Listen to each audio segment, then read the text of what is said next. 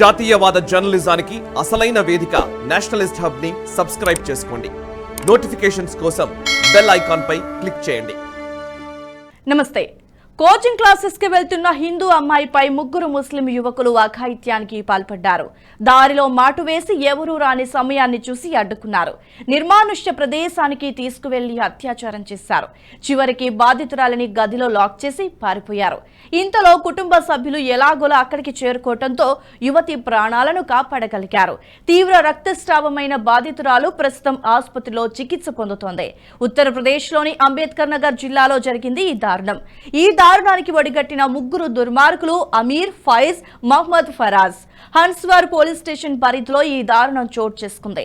మార్చి 23న తన కూతురు కోచింగ్ కోసం సైకిల్ పై హీరాపూర్ మార్కెట్ కి వెళ్తున్న సమయంలో ఆమెను ఎత్తుకెళ్లిపోయారని బాధితురాలి తండ్రి పోలీసులకి ఫిర్యాదు చేశాడు. దారిలో హన్స్వార్ లోని ముందేరా గ్రామ నివాసితులు ఫైజ్, ఫరాజ్లు ఆమెను అడ్డుకున్నారు. వీరిద్దరూ యువతిని బలవంతంగా బైక్ పై కూర్చోబెట్టుకున్నారు. ఆమె కేకలు వేస్తున్నా కాపాడటానికి అక్కడ ఎవరూ లేరు. బాధితురాలిని నిర్జన ప్రదేశంలోనికి తీసుకువెళ్లారు. కొద్దిసేపటికి అమీర్ కూడా అక్కడికి చేరుకున్నాడు. ఓ బావి వద్ద బాధితురాలిపై అమీర్, ఫరాజ్, ఫైజ్ ఒక్కొక్కరుగా సామూహిక అత్యాచారానికి పాల్పడ్డారు. బాధితురాలు ప్రతిఘటించడంతో ఆమెపై దాడికి కూడా దిగారు. ముగ్గురు నిందితులు విచక్షణారహితంగా బాధితురాలిని కొట్టి పైశాచిక ఆనందాన్ని పొందారు. సామూహిక అత్యాచారం తర్వాత నిందితుల్ని బావి పక్కనే ఉన్న గదిలోకి లాక్కెళ్లారు. బయట నుంచి తాళం వేసి పారిపోయారు. ఇంతలో అమ్మాయిని వెతుకుతున్న కుటుంబ సభ్యులు విషయం తెలుసుకుని సంఘటనా స్థలానికి చేరుకున్నారు. ఎట్టకేలకు 20 ఏళ్ల యువతిని కాపాడారు. బాధితురాలు తీవ్ర రక్తస్రావంతో లోపల పడి ఉండటం చూసి నిర్గాంతపోయారు కుటుంబ సభ్యులు. వారిని చూడగానే బాధితురాలు కన్నీరు మున్నీరుగా విలిపించింది. పోలీసులు అమీర్, ఫైజ్, ఫరాజ్లపై ఎఫ్ఐఆర్ నమోదు చేశారు.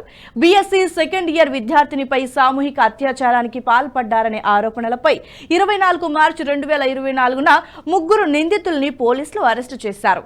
తెల్లవారుజామున 3 గంటల 40 నిమిషాలకి హీరాపూర్ మార్కెట్ సమీపంలో నిందితులు పారిపోయేందుకు ప్రయత్నిస్తుండగా వారిని అరెస్టు చేశారు పోలీసులు. బాధితురాలికి కౌన్సిలింగ్ ఇచ్చి వైద్య పరీక్షలు నిర్వహించారు. నిందితులపై ఐపీసీ 376D, 342, 323, 504, 506 సెక్షన్ల కింద చర్యలు తీసుకున్నారు. ఇదిలా ఉంటే నిందితుల్ని ఎన్కౌంటర్ చేయాలని హిందూ సంఘాలు డిమాండ్ చేస్తున్నాయి.